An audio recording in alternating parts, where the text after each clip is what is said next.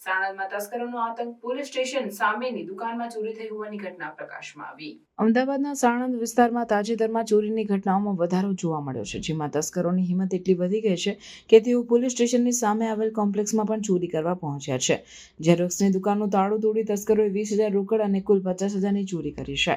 આ ઉપરાંત એપીએમસી માર્કેટની દુકાનોમાં પણ તસ્કરો ત્રાટક્યા છે, જ્યાં તેઓએ અનેક દુકાનોના તાળા તોડી ચોરીઓને અંજામ આપી છે.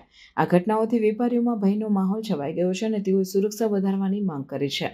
સાણંદમાં તસ્કરો પહેલા રહેણાંક વિસ્તારોને નિશાન બનાવતા હતા, પરંતુ હવે તેઓ દુકાનો અને વ્યાપારી સંસ્થાઓ પર ધ્યાન કેન્દ્રિત કરી રહ્યા છે.